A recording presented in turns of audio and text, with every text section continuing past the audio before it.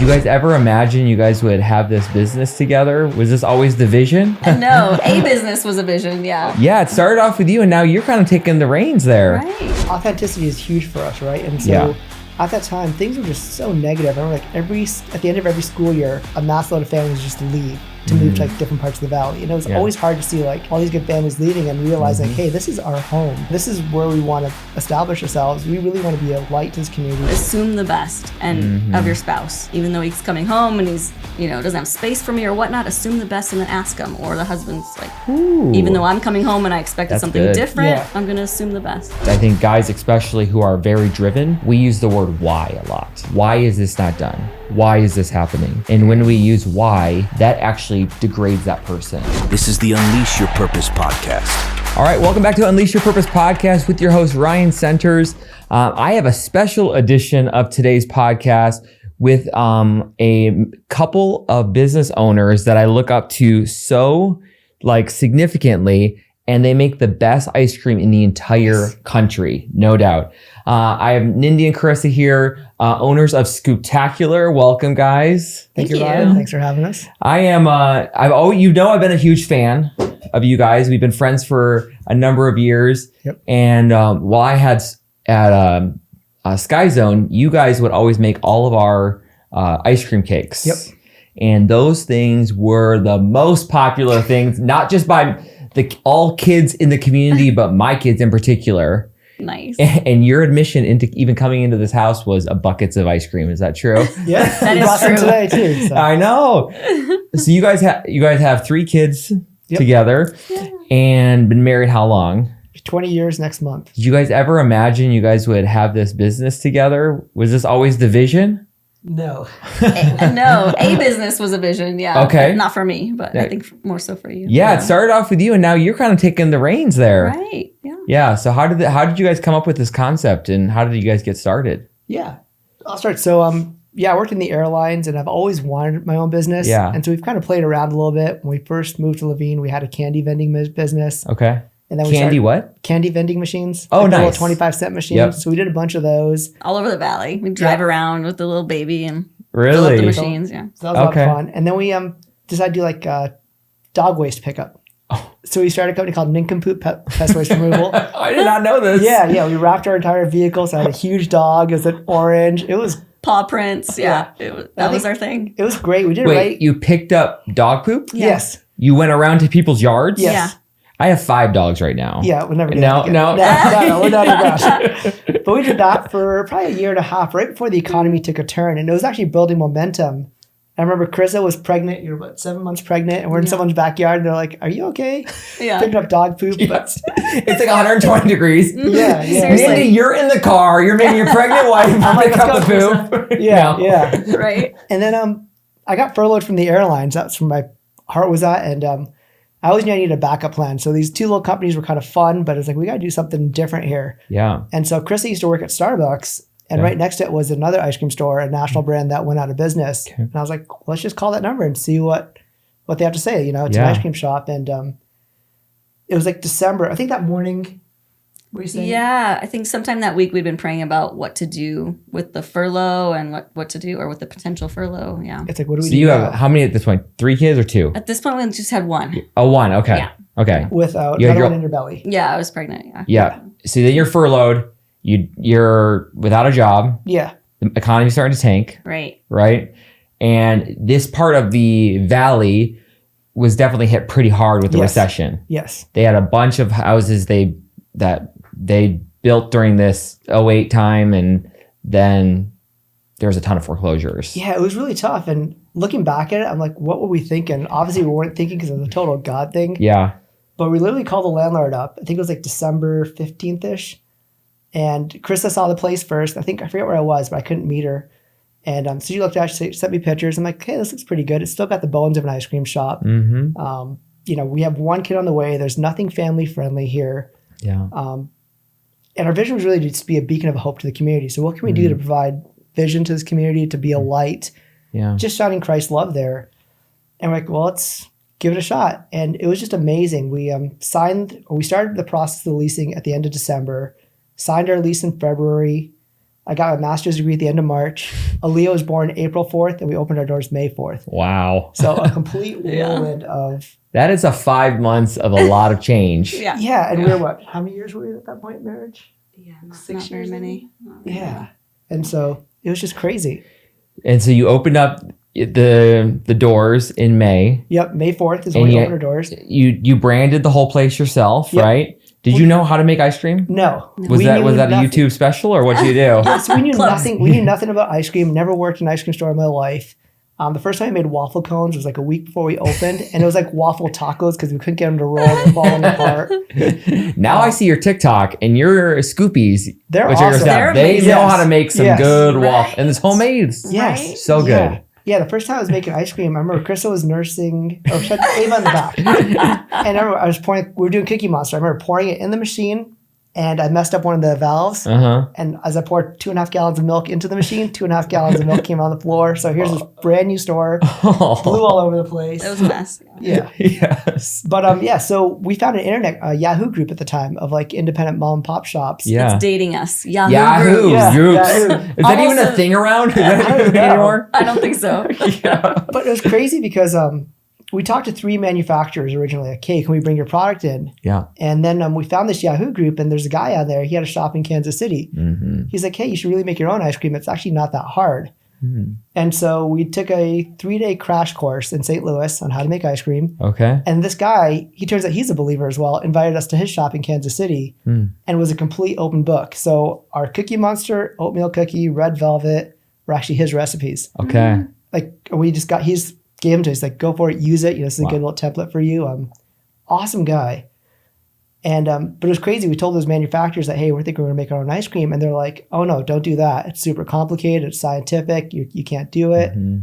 One of them encouraged us to do it, but yeah. Yeah, 2 of the ones did. One was awesome. They were a company up in Wisconsin. They're like, oh yeah, whatever you guys need, we'll support you guys. Yeah. So you bought, because in your back of your shop you have an ice cream maker. Ice cream maker, and that thing's pumping out ice cream now all the time. Yes, we get a ton of ice. We have 2 machines now. And how long did it take you to learn that and master the recipes and like how much to make and all of that? Yeah, it was really trial by fire. We basically got started working on it a week before we opened, a couple weeks before we opened, and just hit it hard and played around. Like our first flavor, like we really played with, was the Levine concrete mix. Was our first creation. That thing is dangerous. Yeah, dangerously good. Yeah, it's our best seller. Super awesome. But the journey was awesome because that window was just so quick. But it was you could totally see God's hand in it all. Yeah. Like everything, all the doors just opened, and we had no idea what we were doing. And I think we realized, like, hey, we're broke right now. Yeah. And so we're going to take all of our life savings, throw it in here. We're in the best country in the world. So worst case scenario, we file bankruptcy and hop out of it. We're both, willing to work. Yeah.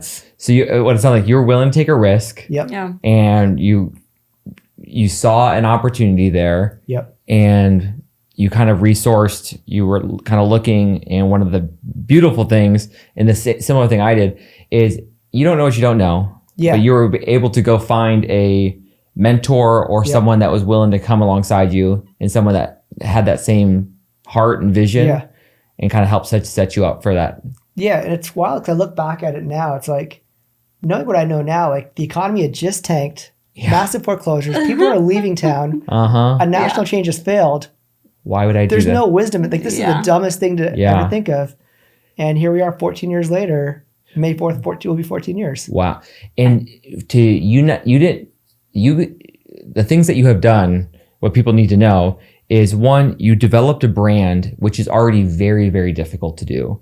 When you say, like, you have these national brands that are not even being successful, how in the world do you take a concept that, no, Scooptacular, what is that? Yeah. And wait, this Red Robin or Baskin Robbins or Cold Stone goes under, and now this other no name comes in, and you don't even just make it, you end up thriving. Yeah.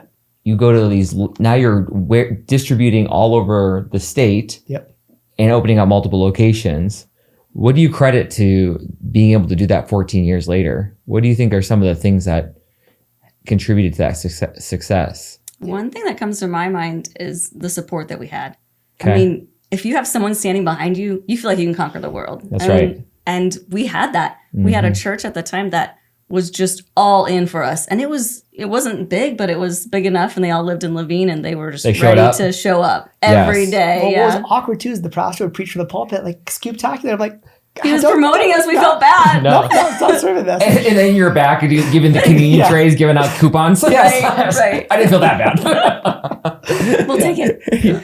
No, you guys were like, in today's world, when I think marketing is so, social media is very saturated with just, you have to get your name out there. You have to constantly be doing stuff, like putting more and more content out there. But what you guys have done is you mobilize a community, and then you were integrated into the community in depths that I honestly have never seen. And you guys are not just, you sponsor every single baseball club that is there. You're involved in like the school districts, the schools, making sure you've given out coupon cards to the kids. So when people think of ice cream, they think of Scooptacular. Well, I think was authenticity is huge for us, right? And so at that time, things were just so negative. I remember like at the end of every school year, a mass load of families just leave to move to like different parts of the valley. And it was always hard to see like all these good families leaving and realize like, hey, this is our home. You know, this is where we want to establish ourselves. We really want to be a light to this community. Yeah.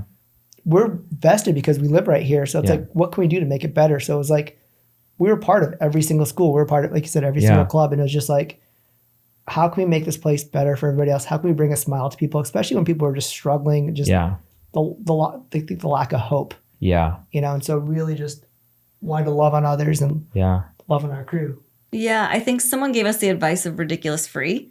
Okay. And I think what does that mean? Nindi really ran with that. It was a gentleman who did our graphic design and printing for us. Yeah. It's crazy like how much, so like the graphic company that did our logo for us. Yeah. They came to us, like they're family friends, and they did it at no charge for us. Like designed the original logo. Yeah. And people just kept coming to us. I think because we wanted to be part of the community came to us as well. Like, hey, you guys want to come do this? Why don't you guys come be part of this? We're like, sure. But the ridiculous free concept was, you know, we knew our ice cream was amazing. Like we've got an awesome product, and it was a high quality product, but we need people to come in the door. And the way we're going to convert them is, you know, we can advertise like crazy, but until they try it, they don't know what it is. Exactly. And it was just getting it into people's mouths. So I remember we opened May 4th. School was going to finish, I think, May 20-ish. We got 4,000 free cone cards printed, kids cone card, and gave them to all the schools. And so within 2 weeks, there's 4,000 free kids cone cards circulating. And these kids are loving them. And so it just kind of brought that momentum of just, you know, our target was families, trying to be family friendly. Because the vision for Scoop was, I want it to be a place where I can do daddy-daughter dates. Cool. And as far as being at your own business, that doesn't work. But just the challenge of having your own kids at work. But that's the vision we wanted, was to be a family, you know, a daddy-daughter date place. And bringing all these kids in really helped. So Ridiculously was just giving out product. And even with the new store, that's what we're doing right now. It's like, we're just going to the schools, dropping up, you know, I dropped off a bunch of ice cream at one school yesterday, gave them some free cone cards. Wherever we go, just like, hey, here's some free ice cream. Because once people try it, they're like, hooked. oh, wait, this is good. Like, it's legit an awesome product.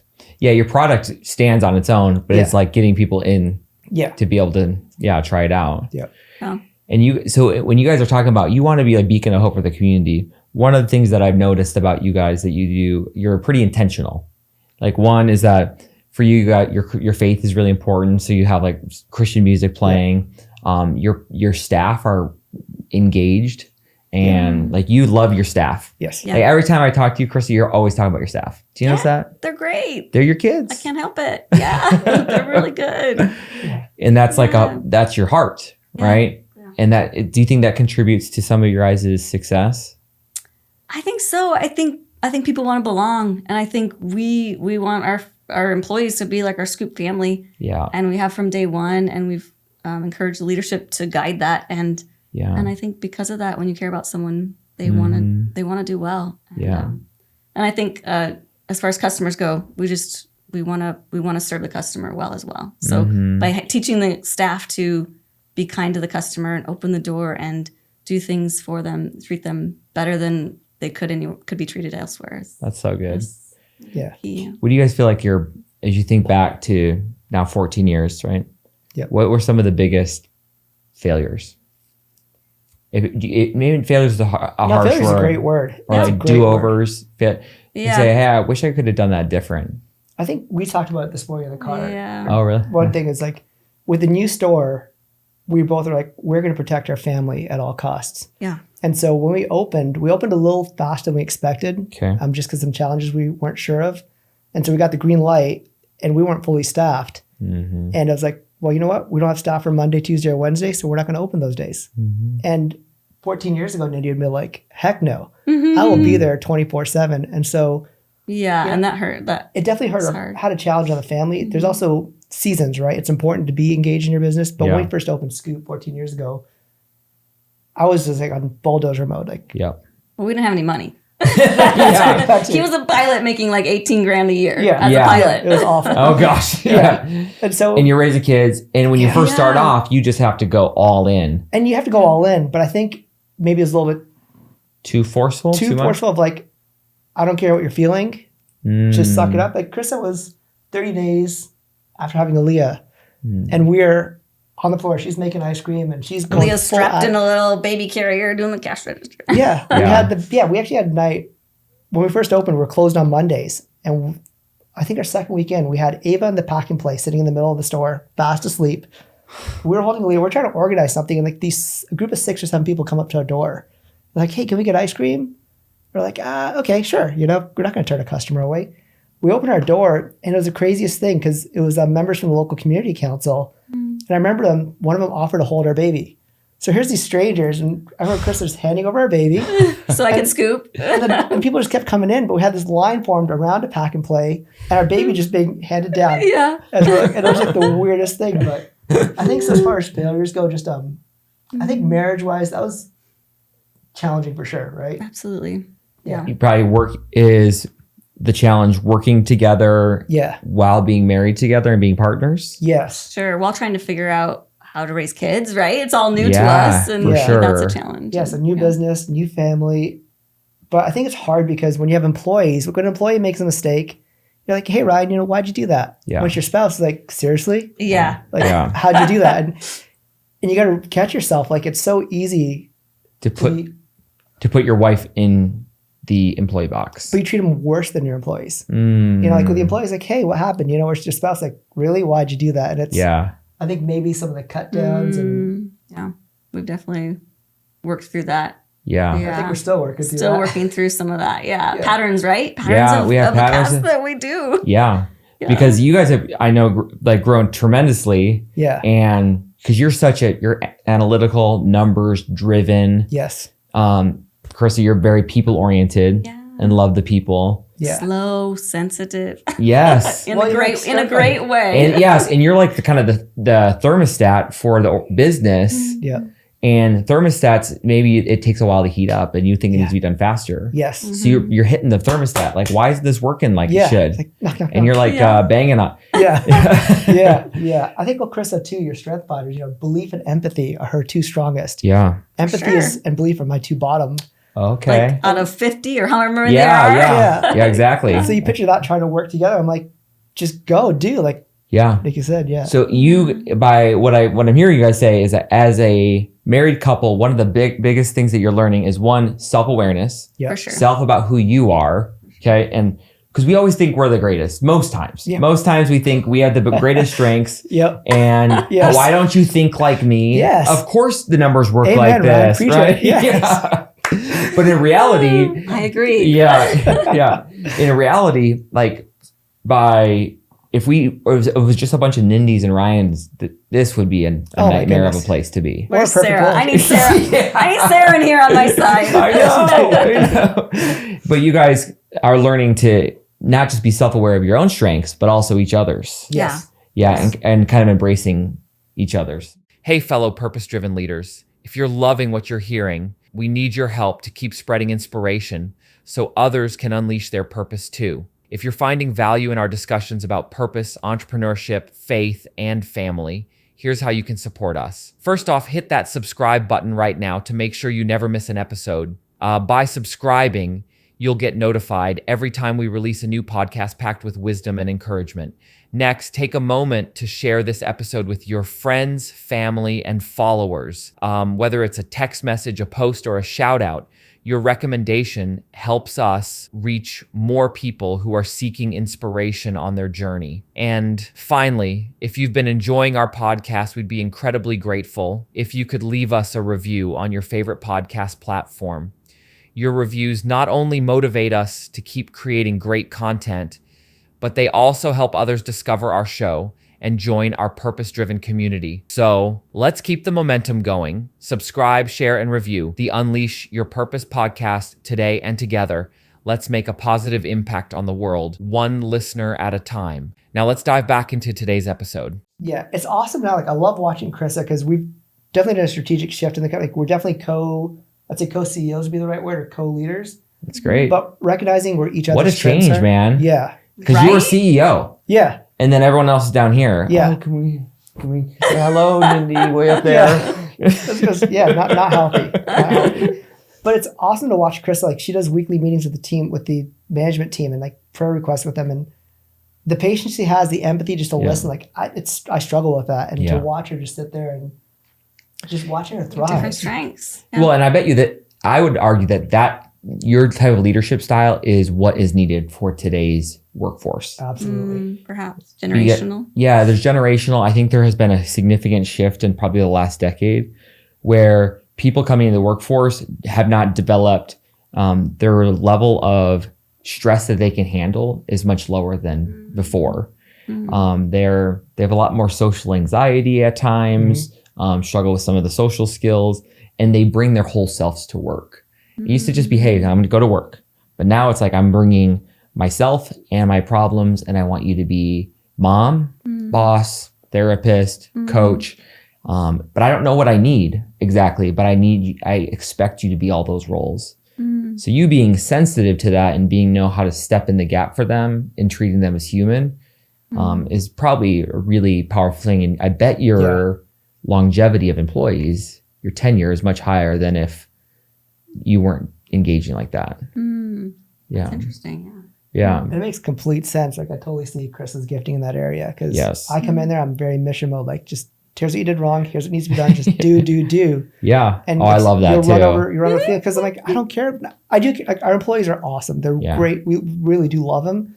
But when I'm in work mode, I don't care about feelings. I'm like, just get it done. You're able to put, your brain is very segmented. Yes. Yeah. I've always, there's this old book, like, women's brains are spaghetti, men's brains are waffles. Yep. And we compartmentalize, like, waffles are like in a square. We put we can think in each little square. And then this is my work brain. Okay. I'm in husband mode. Now let me transition to husband mode. So what you're probably learning is that you have this blend where you have to have work brain and husband brain at the same time. I know Sarah and I, we've been working together probably about same time, 15 years. And this was the exact same thing. I think Sarah has shared, even on the podcast a few times, like, the growth that we have had to go through is the knowing that that she sometimes felt like I treated her as an employee, that she worked for me because I was such a strong, dominant personality.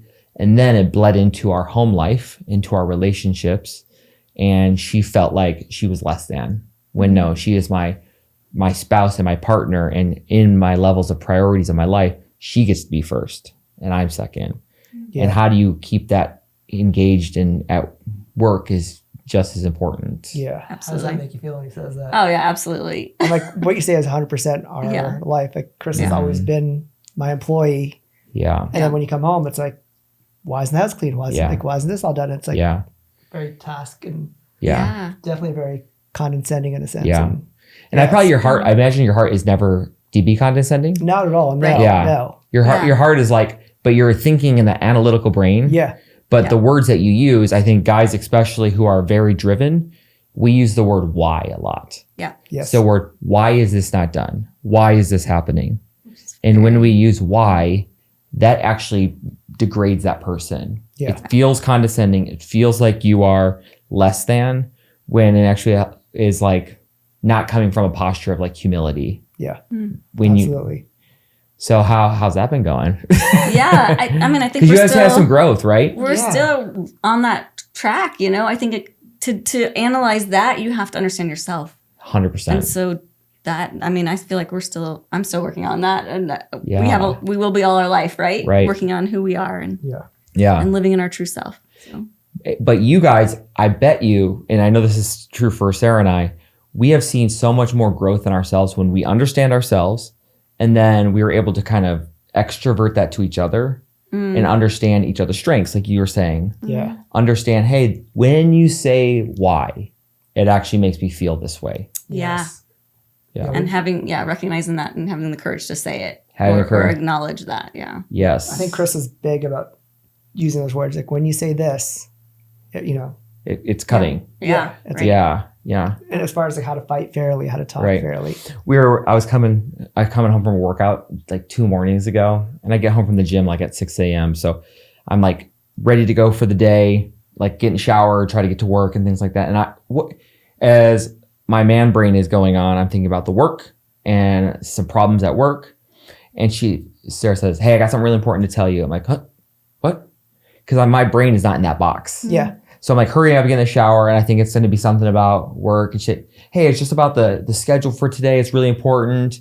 Like about picking up the kids. And I was very dismissive. I was like, huh? What? Because in my head, I was thinking about this problem at work. Yeah. And I had to say, hey, babe, oh, sorry.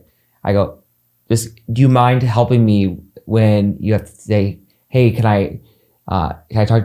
I have a question about the schedule right now. So one, it forces my brain to like pull out of the work brain and go into like the relational husband work. So I could be like, it's like forces me to like go, oh, okay, this is what I need to lean into. Yeah. And I'm a little, instead of my work brain, I'm like a little softer, I felt like. Yeah. But I'm like, we practiced this, we've been to therapy for this. Yeah. And I'm still like, when I'm highly stressed, I see my old patterns kind of rise up. Yeah. For sure. Yeah. And we talked about this, I think today or yesterday. We just realized, like Dave Ramsey's he talks about seasons. And I realized the season we just finished was, we're in launch mode for the second store. So it was all in. It was super consuming. And we didn't realize how stressed we got. And we just came out of that season now. So it's like we're coming back to reality. It's like, wow, like what did we learn in that season? And just talking about, the importance of, at least what we should have done that season is taken a once a week day of, okay, let's just catch up and regroup to make sure we're on the same page. Because we really just went go, go, go. We didn't prioritize our marriage or talking about work more than just in passing while doing things in the house and doing homework. And we have kids. Yeah. It was probably the last 3 months. It was pretty hard on us. We didn't realize like, wow, that was tough. And just.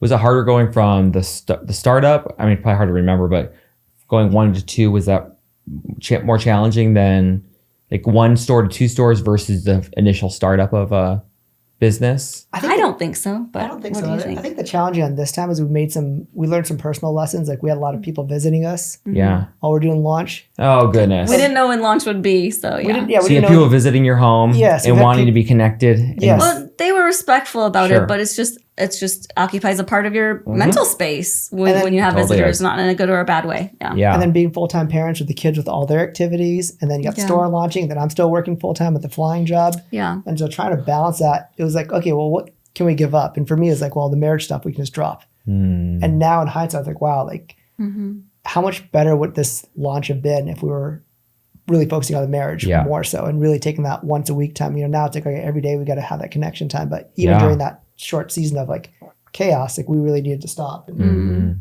put each other first because that's so powerful. Absolutely. Because it sounds like you're intellectually you have the priorities of marriage first, then family and kids, and then the business. But there are moments where it feels like the order gets out of whack. We almost take it for granted, right? Because we have such an awesome family. Like we've got a great marriage. Well, it's okay. We can just put it on the back burner. Yeah, it's on autopilot. It's good. Yeah, we'll be good. And it's like, no, that's like the worst thing to do. Yeah. Yes. So I think that's a lesson like just from this launch. We just talked about. It's like, hey, you have to be intentional. Like for the next store, we've got to make sure we set even more boundaries in place for us as far as putting family And I think first. now, like as you are scaling, and I think as our business has scaled, it's allowed us to really have to structure our life of the life that we want. Yes. Because you only got one life. Yes. And I got to design this life with my kids and the business, and how do I want my kids to be involved in the business, but also like my time is very, like, it's the most important thing. Yeah.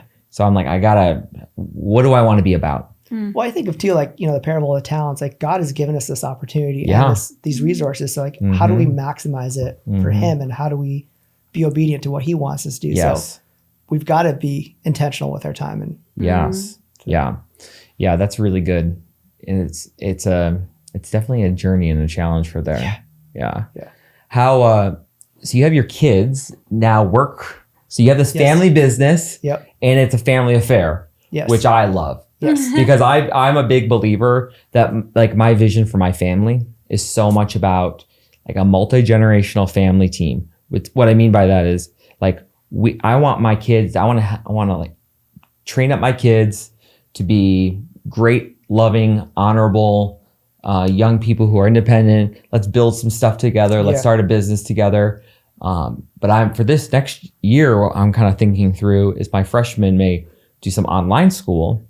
And then half of the day come apprentice and work with me. Yeah. Come work at the Hanai and learn that, come be in the business, and get some on the job training to kind of train them up. Yeah. And I've been kind of really focused on that. But I noticed, your daughter works there. Yep. And all your kids help out. Yep. They're making ice cream cakes. Yep. I've seen them doing it. Yep. How do you guys make that work? Is it value? Is that always been something was a necessity? Was it intentional that you guys did this? I think for me, there's definitely intentionality of wanting my kids to work at my store. Yeah. Because you think of where your kids can work, like they can go anywhere they want. Yeah. But I know our managers, I know the heart of our leadership team. Yes. And our leadership team is so awesome that they know what our values are, they know what our priorities are. And to know that they're working in a safe environment where they're being treated with respect while they're learning life skills is like, this is the coolest thing. And we've had some conflict now with Ava a couple times because we told her, Josh was her boss. Now it's Devin, but we can have a layer set up. Like, you don't come to dad for problems. Oh yeah. That is great point. Yeah. It's like, they're your boss. And so I kind of actually made a mistake of overstepping my bounds. But I'm like, hey, Josh, you're scheduling Ava too much. Back her up. So Josh, he's awesome. He told Ava that. Your dad said, I'm like, no, don't do that. Yeah. And Ava was like, she was not happy with me at all. She's like, Dad, do not talk to Josh. I'm going to work what I'm going to work. And so I kind of learned, like, okay. And so there's actually a week where she shouldn't have worked as much as she was, but it's between her and her boss. Yeah. And that's, I'm like, and hey, she learned, and it's a life lesson. Exactly. Like, you're exhausted. You're pushing yourself. I don't think it's wise. But as your dad, I can say, hey, I don't think it's wise. But as the owner of the business, I'm not going to interfere. I'm going to let her learn a lesson. That is so good. Like, our daughter Pima has worked for us for 5-6 years. Yeah. And now we probably have 3 layers in between my role and hers. Yeah. So like different levels of management. And she'll call us frantic about some question or something about PTO or HR or this problem. And like, have you talked to your boss? Yeah. Have you done that? No, I'm calling you. Yeah. Like, Pima. Yep. And it's hard. It's hard. And then I hear from her, it's problems that are going on, and I want to fix it. Yeah. Yes. Yeah. But it's like you got to let them figure it out and go through that process. Yeah. But it's awesome knowing that they're working under your organization because you know your values and you know what everybody stands for. So it's that great environment for the next stepping stone for them. Totally. Yeah. And I think the kids love when Anders works because the tips just skyrocket. And so we don't keep any of the tips. It all goes to all the employees. When Anders is on the floor, he doesn't get any of it. It goes. And the beautiful thing, when you own the business, your kids can work for you. Yeah, I know. Yes. Yep. We put them on payroll. Yeah. You can't be having that 8. How old is he? 10? He's 9. 9. That's perfect. Yep. He should be working at least 15 hours a week. Oh my goodness. Yes. Yeah. I love my daughter when she's 12. She's 12. She's been working at Hanai for a year, and it's so good for her. Busting tables. And one of the things I'm always teaching them is like, my kids all the employees know that you're my daughter, but they should never know you're my daughter by how you work. Like, you need to be the biggest hustler, the hardest worker, Yeah. wash the most dishes, Yeah. the best smile on your face. Yep. If you see a need, you meet a need. And we've told our kids that too. It's like, it's an unfortunate double standard. It is. But you're being judged because everybody knows you're the boss's daughter Yep. or the boss's kids. Yep. And so the expectation on you is much higher than the Right. other employees. Like, you've got to step it up and you got to show. And you are going to start from the bottom. Yep. You are washing dishes. Yep. You know, you are a direct care worker. Yep. And you have there's to no earn your passes. shot. No Yeah. way. No, not at all. No Actually, way. I think I'm harder on our daughter at work. I've had to back off and catch myself because I stopped and I was like, was I being a mom boss there? She's like, hey, you were harder on me than anyone else there. Yeah. So I was like, okay, I'll try not to be the mom boss today. Yeah.